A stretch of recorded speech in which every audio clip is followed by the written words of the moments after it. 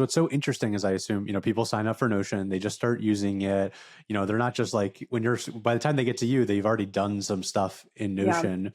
And so there must be two parts of it of like, how do you sort of continue the momentum of what they're doing? But then there's also like the benefit of Notion is there's so many use cases. You can use it for so many different things, internal wiki, totally. social calendar, note app, like whatever. And so how do you think about like that use case management? Do you say to them like, hey, let's focus on these 2 or 3 use cases to start and then kind of go from there? Like, how do you think about that? It's honestly something we struggle with at Doc, probably on a smaller level.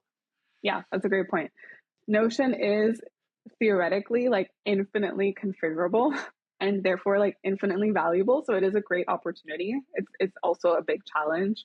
Um, so I would say like the philosophy around this has evolved a couple of times because I think we originally came from the philosophy of like Notion is so cool, it can do so many things. Like we just need to like teach you the most advanced possible things so that you can like really get, hands on with it. But I think where we've landed is like we are actually responsible for taking our customers through more of a maturation journey with Notion, and that maturation journey can take years. But we do want to start with like the initial kind of aha and the core value that they're hoping for. And we believe that over time, with more education, then we can go deeper into those more like advanced or peripheral use cases. So we do take a little bit of a like MVP approach and a little bit more of a horizontal approach before going vertical. And so we focus quite a bit on our core kind of bread and butter, which is documentation, note taking, and wiki. That is like the common denominator across all departments at companies, and it's well understood. And you need a solution for that. Everybody needs a solution for how do folks access knowledge and how does documentation work. If we can nail that really well, then we do see the opportunity to go like persona by persona and then get into more like verticalized use cases per persona. And part of what we do is we have a use case map. So we have like the core use cases per persona.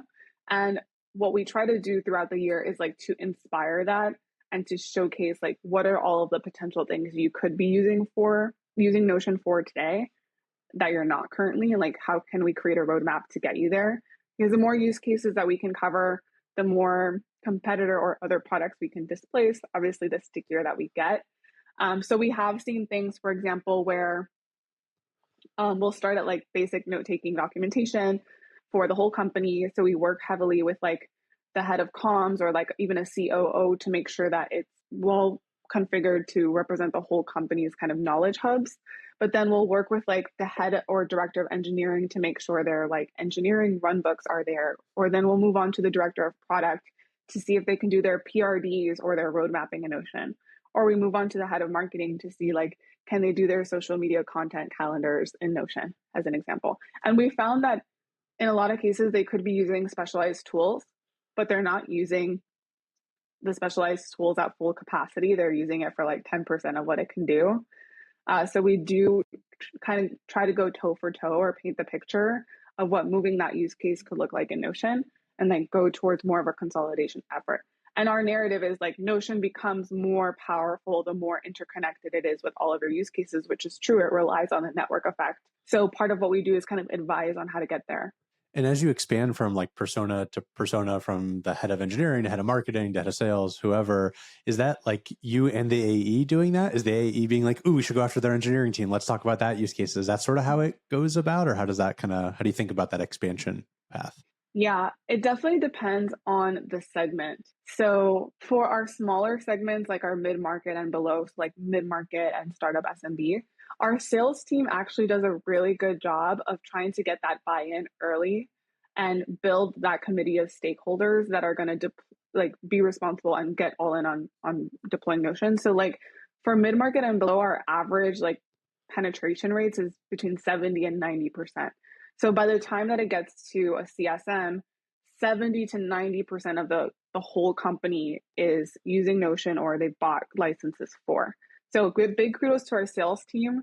It's part of our maturation as a business. I think before we were kind of early days, sales was more like taking orders and just taking whatever we can get.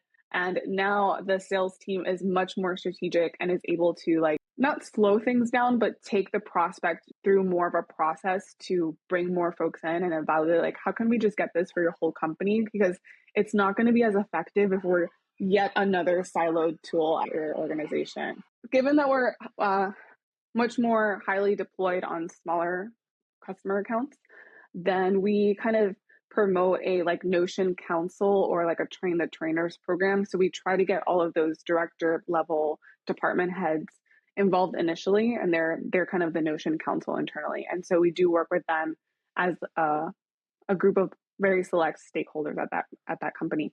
As we go more up market and we have larger logos, we're probably not deployed across the whole company. We're probably within one specific team at a much larger organization. That one's a little bit trickier, and we do rely a lot on our AEs because it does involve like account-based selling, essentially prospecting, like going after the white space. And then of course, like we come behind and we support that growth. And it sounds like as you're talking, like you're mainly working with what I think of as like an admin, right? Like the head of a department, some sort of manager person, and then you're maybe working through them to get to the end user. Is that right? Like the train the trainer model, or do you like do separate trainings? It's like, okay, work with the admin to get things set up, and then you're like, hey, end users, like let's do a big training and talk about Notion. Like, how do you think about that difference between sort of the admin and the end user as you're working with these companies? Yeah, we do separate those paths. So we do have admin specific tracks, and we do admin training and admin enablement. We do train the trainer separately. So like, who is your Notion council internally? And we have programming and like specific roles and responsibilities and charters that we co-create with the Notion council. But then we also work really extensively with the end users.